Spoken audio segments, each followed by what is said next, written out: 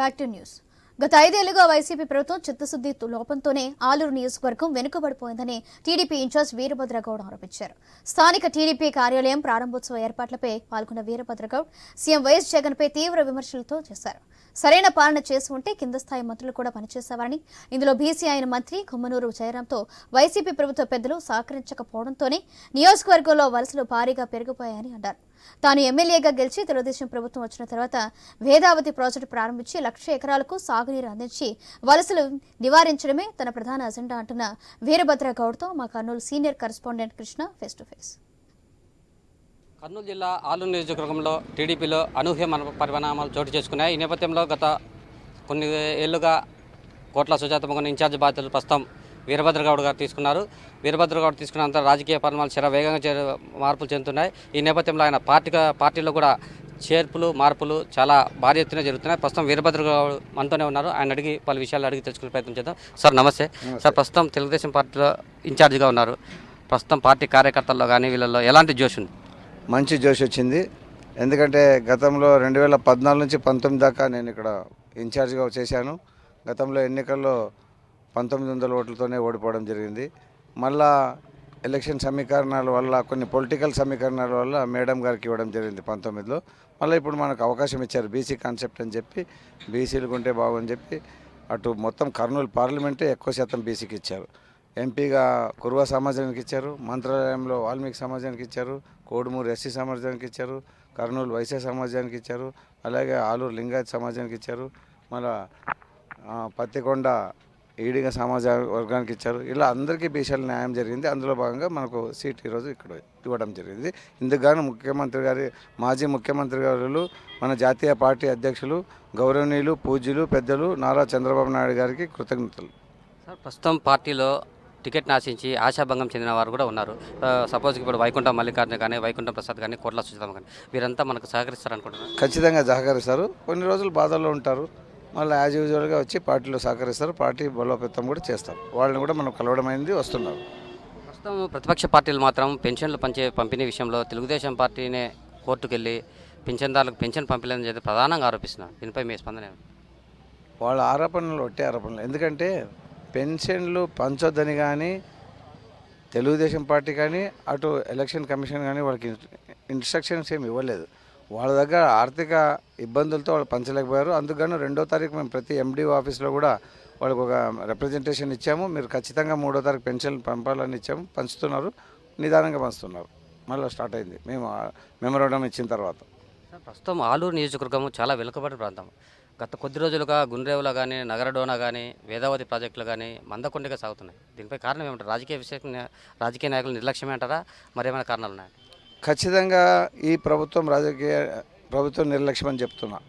ఎందుకంటే గతంలో 14 నుంచి 19లో వేదావతి ప్రాజెక్టును శాంక్షన్ చేసింది మన ప్రభుత్వమే. 18 డిసెంబర్న శాంక్షన్ చేసి దాన్ని టెండర్కి పిలవడం జరిగింది. కానీ టెండర్ పని ప్రారంభించే లోపల ప్రభుత్వం మారింది. మరి ప్రభుత్వం మారిన తర్వాత కూడా వేదావతి ప్రాజెక్టు మీద వాళ్ళు దృష్టి సారించి పని కన్నా స్టార్ట్ చేసింటే ఈ పాటికి దాదాపు 90% పని అయ్యేది. కేవలం 120 కోట్ల వర్త్ అయ్యే పని మాత్రం స్టార్ట్ చేసి అందులో 16 కోట్లు మాత్రమే కాంట్రాక్ట్ ఇవ్వడం జరిగింది. దీనివల్ల కాంట్రాక్టులు మూటముల్లో సర్దుకొని వెళ్ళిపోయారు. వీళ్ళతో ప్రభుత్వం డబ్బులు ఇవ్వరని. ఎవరైనా కూడా కాంట్రాక్టర్ డబ్బు ఇస్తుంటే పనిచేస్తారు. మళ్ళీ ఇలాంటి ప్రభుత్వాన్ని జనాలు సహకరించరు కూడా. ఇదే కాదు, అటు దేవనకొండ మండలంలో గతంలో మా ప్రభుత్వం ఉన్నప్పుడు 32,000 ఎకరాలకు పందికొండ రిజర్వాయర్ నుంచి నీళ్ళు ఇచ్చాము. ఆ 32,000 ఎకరాల్లో 20,000 ఎకరాలకు మనం కాలువలు తోగి కాలువలు ఏర్పాటు చేయడం జరిగింది. అంతలోపల ప్రభుత్వం మారటం పట్ల ఇంకా 16,000 ఎకరాలకు మిగిలింది. అది కొద్ది బడ్జెట్తో 15-20 కోట్లతో అది అయిపోయింది. మళ్ళీ దాన్ని కూడా చేయలేకపోయారు. నగరుడున్న రిజర్వాయర్ చేయలేకపోయారు. అలాగే ఇక్కడ మనము చిప్పిగిరి మండలంలో బన్నా పీరియడ్లో 14 నుంచి 19లో తూము పెట్టాము. అంటే టెంపరీగా వాటర్ మనకు వచ్చాయి. దాన్ని పర్మనెంట్గా చేసి అక్కడ స్లూవిస్ పెట్టి వాటర్ అలొకేషన్ ఇస్తే రైతులకి ఎప్పుడు ఇబ్బంది ఉండదు ఫ్యూచర్లో. అలాంటివి చేయలేకపోయారు. ఒక టెండర్ అయ్యి అక్కడ స్లూవిస్ పెట్టడానికి టెండర్ అయింది కూడా వీళ్ళు టెండర్ చేయలేకపోయారు. అంత నిర్లక్ష్యం. ఇప్పటి ప్రభుత్వం మద్యము, ఇసుక, ఈ దోపిడీ, గంజాయి ఇవన్నీ మీరే చూశారు. మన ఒక కంటైనర్ గంజాయి దిగింది. మళ్ళీ ఇలాంటివి చూస్తుంటే ప్రభుత్వం అడ్డుగోలుగా సంపాదించి ప్రజలను నోట్లతో మభ్యపెట్టి ఓట్లు కొనాలనుకుంటే అది వాళ్ళ భ్రమే తప్ప వేరే కాదు. ఇంతకాలం సుదీర్ఘకాలంగా 10 ఏళ్ల పాటు కార్మిక శాఖ మంత్రి గుమ్మనూరు జయరాం గారు ప్రాతినిధ్యం వహించారు. ఇదే నేపథ్యంలో ప్రస్తుతం ఆయన టీడీపీలోకి వచ్చారు. టీడీపీలోకి రావడంతో మీ ప్రత్యర్థి విరూపాక్షి కూడా ఆయన నియోజకవర్గాన్ని భ్రష్టు పట్టించారని మంత్రి గారి మీద ఆరోపిస్తున్నారు. ఆయన టీడీపీలోకి రావడం పట్ల పార్టీకి ఏమైనా లోటుపాటు జరిగే అవకాశం ఉందంట? ఆయన గతంలో ఎవరైనా కానీ మంత్రి ఉన్నప్పుడు మంత్రి అభివృద్ధి చేయాలంటే ముఖ్యమంత్రి సహకరించాలి. మరి ముఖ్యమంత్రి ఈయనకు సహకరించలేదేమో.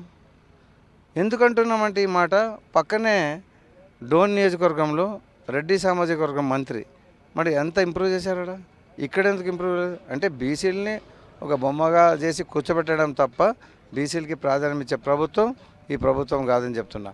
మళ్ళీ గుమ్మనూరు జయరాం వంటి వాళ్ళే 5 ఏళ్ళలో ఏం చేయలేకపోతే కొత్తగా వచ్చిన విరూపాక్షి ఎంతవరకు చేస్తారని కూడా ప్రజలు కూడా ఆలోచించేస్తున్నారు. గత 5 ఏళ్లుగా ప్రభుత్వం చిత్తశుద్ధి లోపంతోనే తమ ఆలూరుని మరింత వెనుకబాటుతనానికి గురి చేసిందని, దీంతో ఎంతోమంది నిరుద్యోగులు కూడా ఉపాధి అవకాశాలు లేక వలసపోయే పరిస్థితి ఏర్పడని చెప్పింది.